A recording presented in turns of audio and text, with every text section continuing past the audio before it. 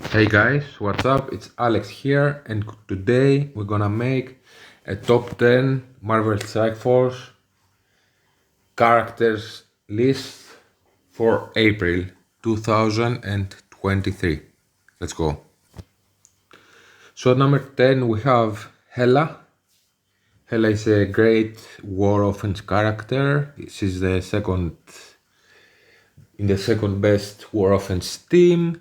She's very useful in Crucible offense, and the team Undying together with Zombie Iron Man, of course, who he doesn't need to be as big.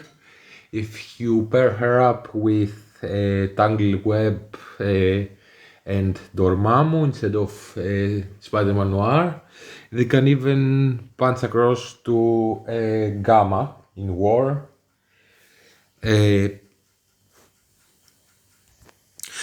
In number 9 we have Archangel. He's the Death Horseman. He's not really used in Arena right now. He kinda sucks actually, and it's a small disappointment. He's probably the worst horseman of the four, so a little hint there for the next of the list. But he's the leader and the best character in Death Seat. They dominate in Rage right now.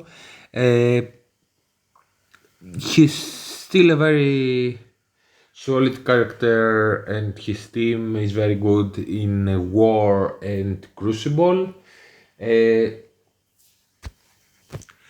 in number 8 we have Icarus, paired with Cersei of course, for the Eternal two-piece team.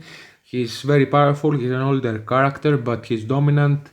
He is used even now in Arena offense to take out teams with Apocalypse, which Apocalypse is supposed to be the best character in the game and break the arena, and a team without using Apocalypse and using the Eternals and two Horseman Rogue and Red Hulk and Kang can beat full Horseman with Apocalypse team and even punch up. So he's an amazing character.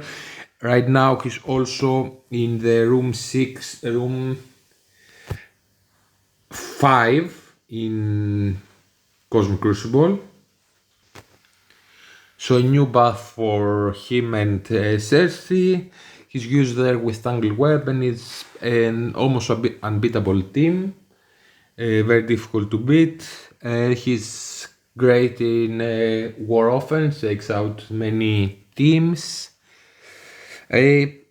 All around great things for Icarus right now, that we might have Dark Dimension 6 in the horizon.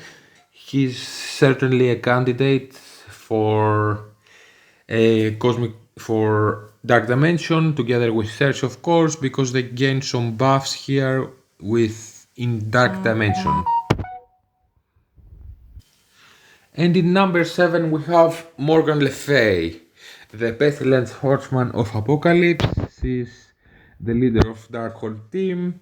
Darkhold is one of the best teams still in game. Maybe even third or fourth best team in the game right now. Not dominant anywhere. They're not the arena team right now, but she's used with Apocalypse in one of the best arena teams, maybe the best.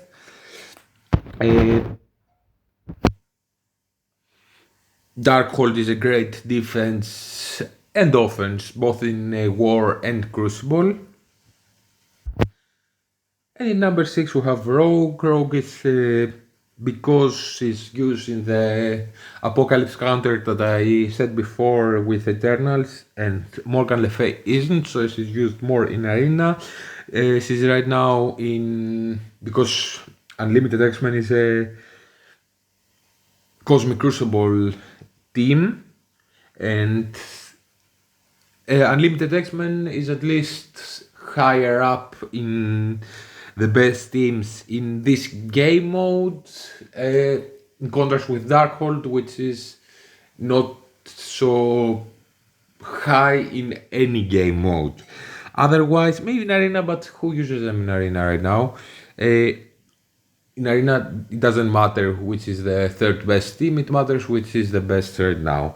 So we have Rogue here, she's used in the best Arena team right now, any way you slice it, with Apocalypse and Morgan Le Fay and Red Hulk, both in offense and in defense. And in defense depends where you are, but if many people don't have Apocalypse unlocked in your shard, which soon they will have because they're giving away many ISO Blue 4s, you put Emma with them and it's a very strong arena defense, and in offense you use KANG. And I know I have given away some spoilers for the names that I told before, but at the next spot, number 5, we have Dormammu. Dormammu is a great character, he's the reward of Dark Dimension 5. He's, as I said, the 5th best character in my opinion right now. He's very strong in both War and Crucible, mostly used on offense right now in both of these game modes. He's used in the Misty Grade team, makes them stronger, which is more a plug and play team than a tagged team. You might use Eternals in there, another value of Icarus.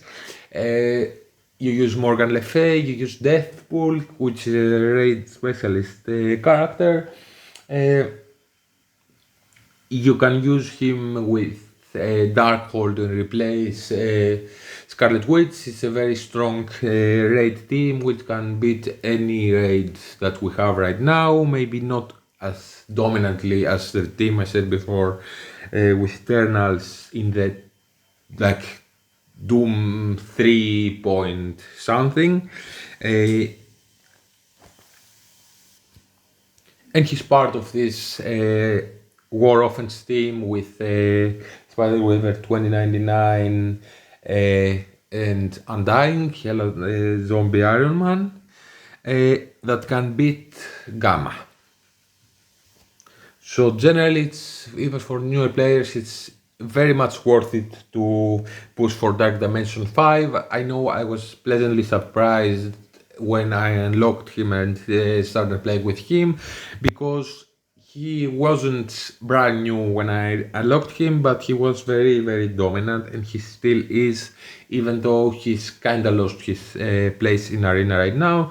Just maybe use some characters that you are gonna build for Apocalypse anyways, and maybe someone like KANG, which is very strong in Cosmic Crucible right now. I mean in Dark Dimension 5, of course. And in number 4 we have Spider-Weaver. She's an amazing character. She is useful in Arena until you're facing Apocalypse, which is his rework to directly counter her, both in Arena and in War, but he cannot, or he's very limited in doing this in Cosmic Crucible. She's amazing in Cosmic Crucible, the best defense right now.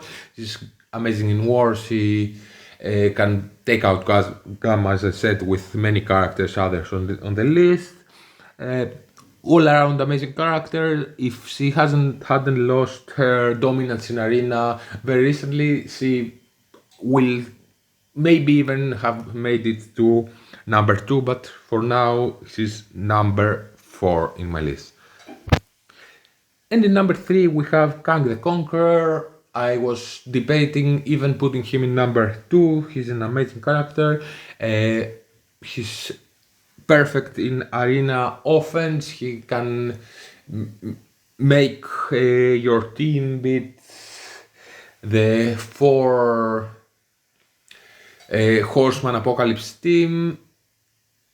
Either way you make it, either using Apocalypse and the 3 Horsemen and replacing Archangel, or using him with Eternals and Rogue and Red Hulk.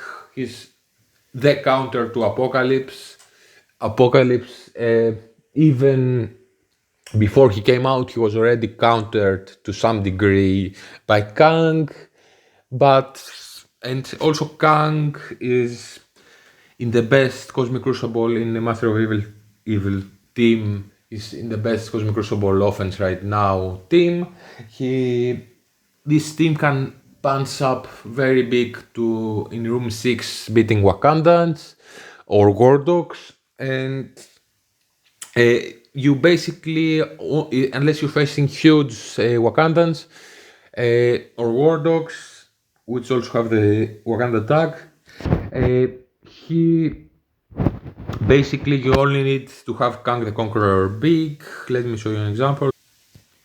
This is my Master of Evil right now. They're less than 500,000 power, but they easily have beat even 900,000 Wakandans. And as you see, I have Kang the Conqueror a lot bigger than the rest of them. He's the most important character in this team, and he's useful in many other game modes. And at number 2, a surprise maybe to many. If you told me this like 2 months ago before he was released, I would have been very surprised and wouldn't believe you. I was, and I believe most of the community was expecting for him to be 1.5 times better than number 2, but he is a number 2. He's not the best character in the game, but he's still number 2 out of 200 and more characters, so he's great.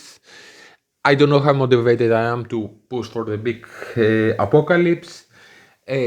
Maybe later as they let into the game more ISO 5 and more Gear 17, probably when they release Gear 18. Maybe when it's not so dependent on spending ungodly amounts of money. You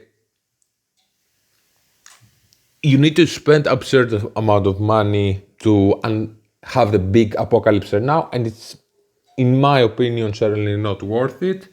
But for the small apocalypse, he's certainly worth it. He's an amazing character, and I have him at number 2 only because he's holding in arena defense, or he's holding better than anything else.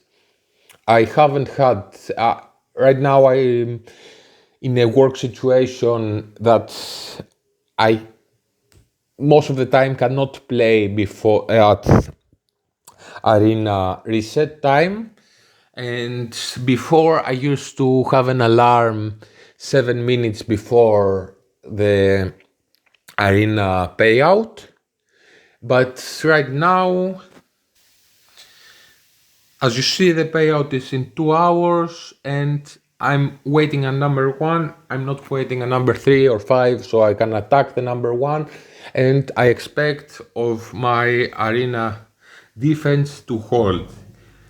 Probably have to change Emma soon, because more people in my chart are getting Apocalypse. But it has been a very reliable defense right now, and that is because of Apocalypse. So it's certainly worth it to push for the small Apocalypse. They're giving more and more ISO Blue 4, and I use him in my arena offense, I use him in my arena defense, and he's holding a lot better than until Tangled Web came into the game, which broke the arena completely and made it that no defense really holds. Right now, he kinda fixed it a lot less than I was expecting. I'm disappointed by that, but I'm not so disappointed that I already have him at gear 16. I have him at the maximum level that I am right now. I already put ISO of Blue 4 in him, and I'm expecting to find some great use of him in Cosmic Crucible offense probably, and maybe in War. I haven't found until now a great use of him in War to do something that I couldn't do before. I'm working on a team that possibly can beat Gamma, that is not one of the two teams, Gamma or the Undying Dormammu, a Tangle Web team that I have already mentioned. I just don't like how many teams I have to break off to make this happen, and it's a bit of a shaky team, so the reason I have him here is because of Arena, and I have my priority Arena. He's an amazing character. And at number 1 we have Red Hulk, the War Horseman. He's better than Apocalypse. I have decided to put his 7th red star on him before I put the 6 on any other horseman.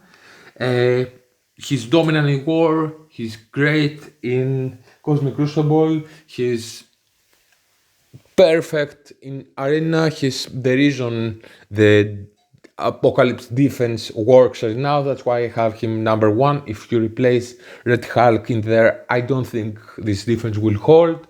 He's the main damager of the Horseman Apocalypse team.